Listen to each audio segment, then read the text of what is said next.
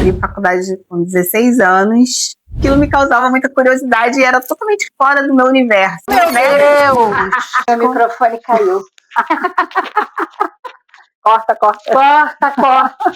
Fico até meio desconfortável de falar disso, porque eu não... Pronto. Oi, gente. Oi.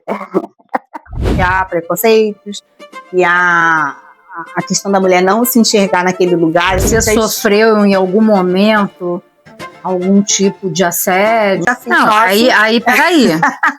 Mesmo hoje em dia, com relações tão frágeis e superficiais, você consegue manter contato com as pessoas mais profundo? Costumava dizer que era o destino que estava me levando, só que não.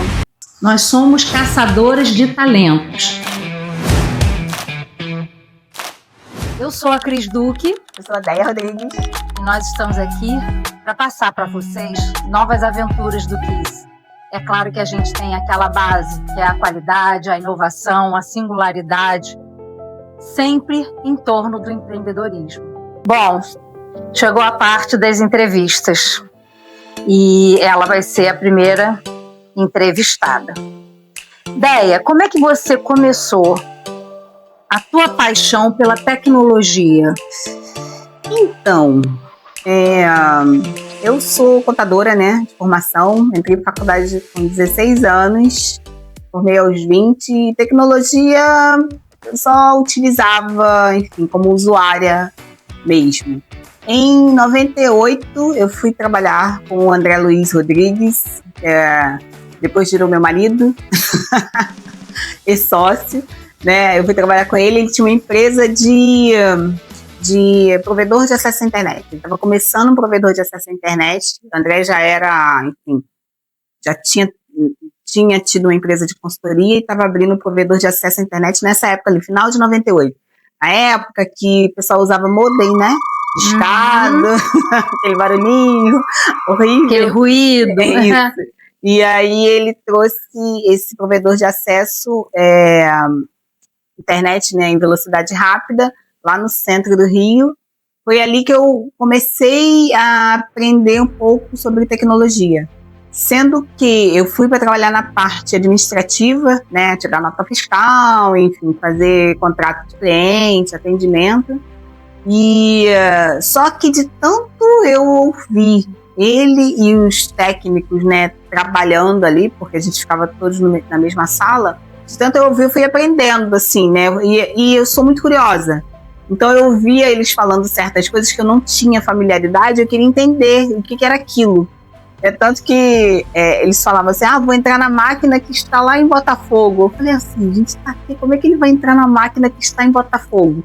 Né, que já era um acesso remoto. Então aquilo me causava muita curiosidade e era totalmente fora do meu universo, né? Então eu comecei, por causa da curiosidade, né, e por ter tanto contato assim com eles, aí aprofundando mais o meu assunto, aprofundando mais o meu conhecimento sobre isso, estudando mais. E foi engraçado que uma vez ele foi contratar uma pessoa para fazer a parte de vendas, né, de vender esse serviço lá no centro. E aí ele falou, André, explica para ela como é que funciona. Eu falei, mas eu não sei quase nada. Eu falei, vou explicar, né?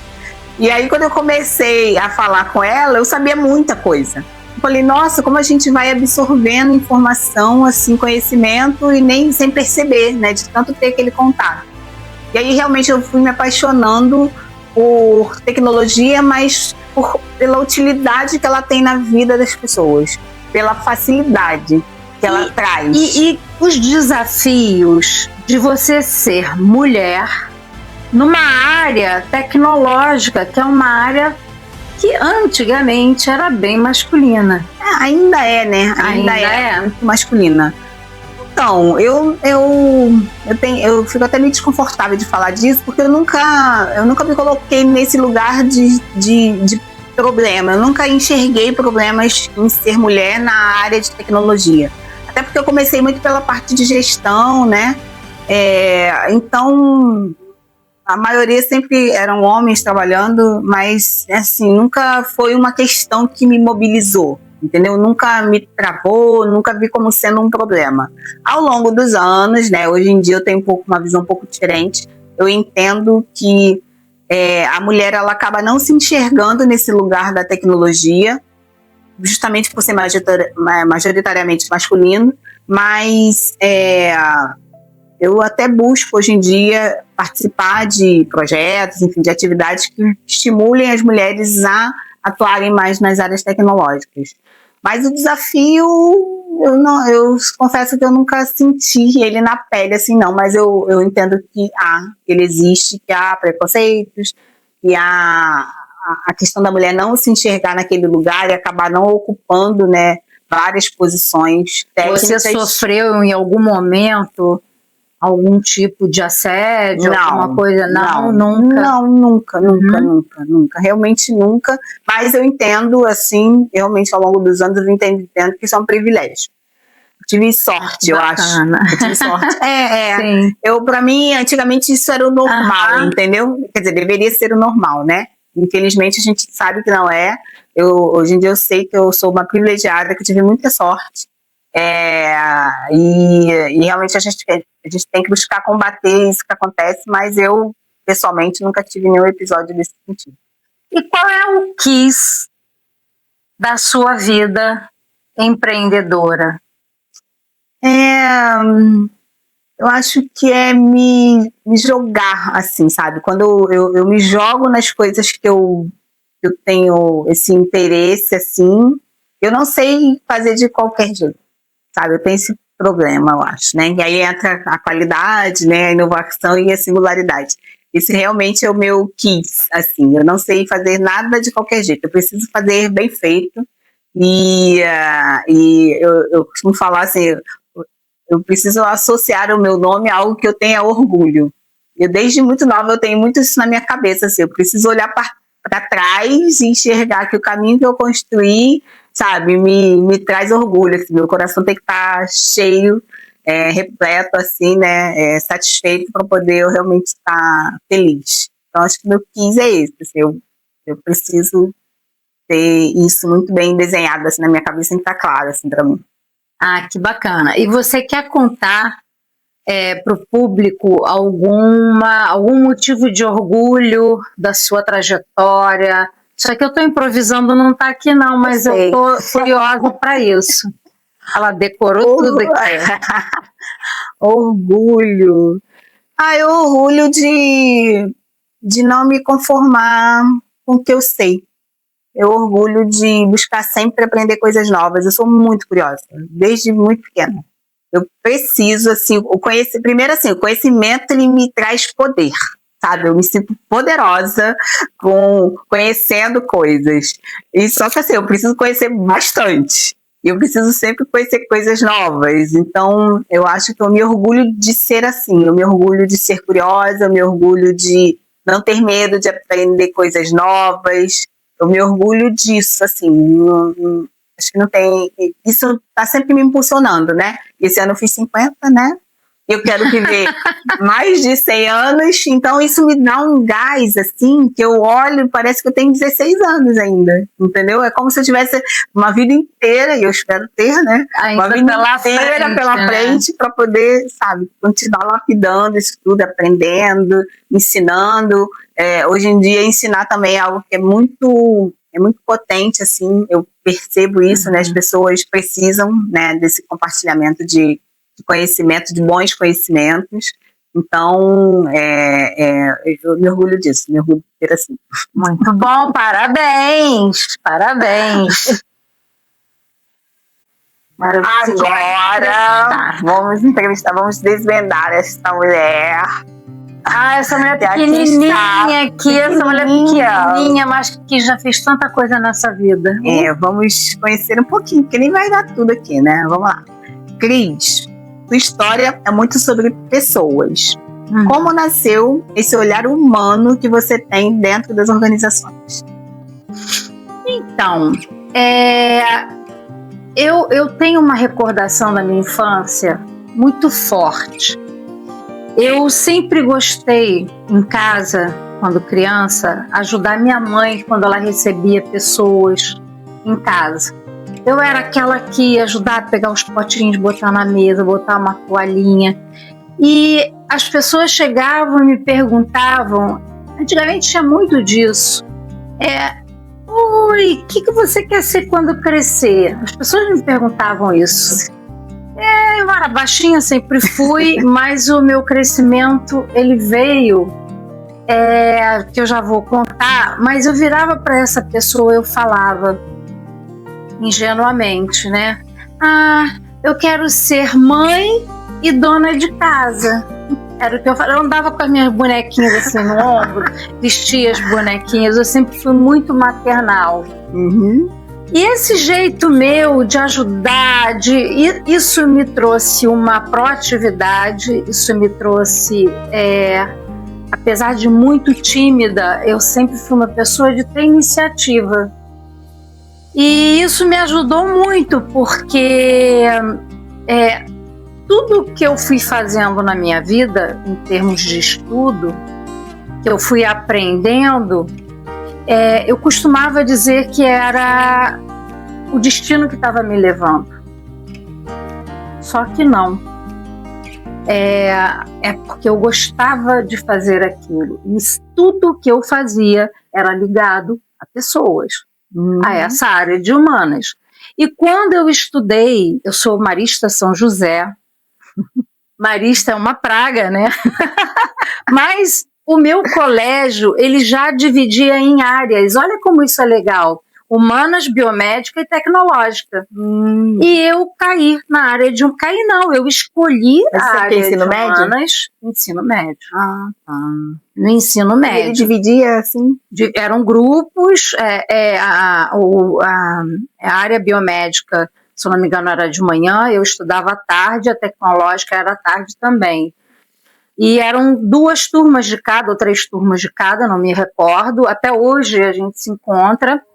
Mas essa área de humanas foi uma área que realmente eu encaixei muito bem, eu me engajei, porque eu sempre gostei de estar com pessoas. E conhecer pessoas é o universo, né? É um universo, é algo que transcende, vamos dizer assim, porque não é que eu tenha muitos amigos, mas eu conheço muitas pessoas.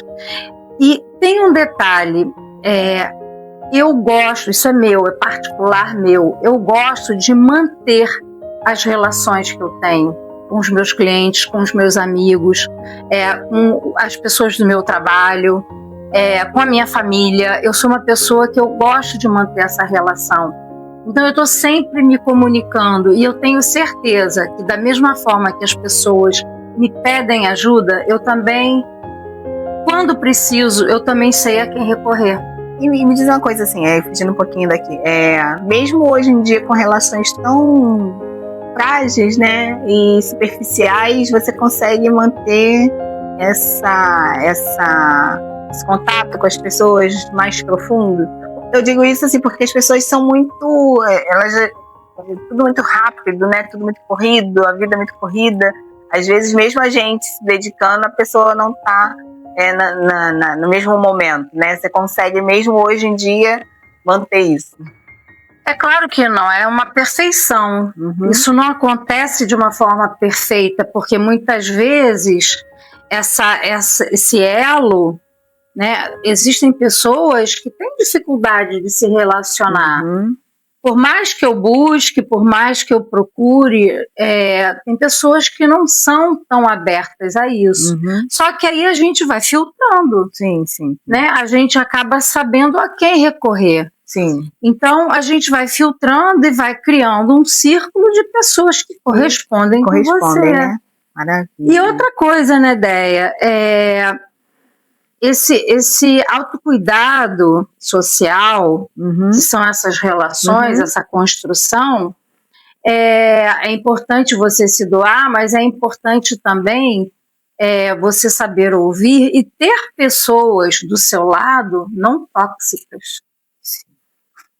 Porque é o ambiente que te eleva. E aí, e aí acho que entra muito essa coisa da gente ser capaz de dizer não, né? Que foi até um dos pontos que a gente trouxe em alguns convidados ali no podcast, né? A gente ser capaz de dizer não para essas pessoas que são tóxicas, né?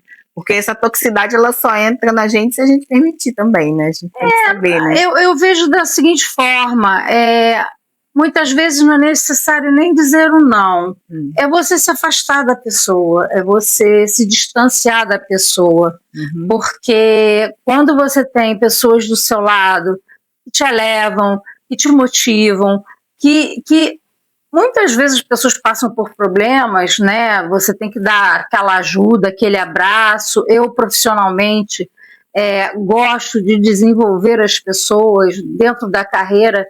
Paralelo a isso, o emocional dessa pessoa também está sendo trabalhado e a parte pessoal dela também, mas às vezes as pessoas estão frágeis, mas a partir de uma ferramenta, uma técnica, uma palavra, um acolhimento, você consegue trazer essa pessoa para a vida novamente. Então, é muito bonito você ver as pessoas, sabe, do teu lado, felizes, crescendo e construindo. Eu vibro com essas coisas. E aí, até pegando esse gancho do que você falou, para essa próxima pergunta, quais foram os maiores aprendizados lidando com líderes e equipes? Até considerando essa sua eu vou dizer, essa sua vocação mesmo para pessoas e para relacionamentos. Então, repete a pergunta. Quais foram os maiores aprendizados lidando com líderes e equipes? O maior aprendizado que eu tenho na minha vida é nunca perder a humildade. Eu acho que a humildade é fato e é lugar que te traz retorno positivo na vida. Humildade é ética, é a pessoa ser muito ética. Hoje, por coincidência, eu ouvi uma influencer, não vou citar nomes, falando muito mal de determinadas palavras que se usam no coaching, na mentoria, na área corporativa. Gente, para que isso? Isso fica feio, sabe? Isso fica antiético. Você ficar julgando palavras que são utilizadas hoje e que muitas vezes são importantes para a vida de várias e diversas pessoas, né? Então, esse maior aprendizado. Isso. Como o fator alma entrou na sua gestão? A alma está grudada em mim. A alma. A minha alma é uma alma generosa, é uma alma bondosa e eu me considero uma pessoa muito empática. Eu gosto de acolher as pessoas e de ajudar o máximo que eu posso. É claro que eu não sou milagrosa, mas tudo que a gente faz com alma e com amor, a gente faz para valer a pena.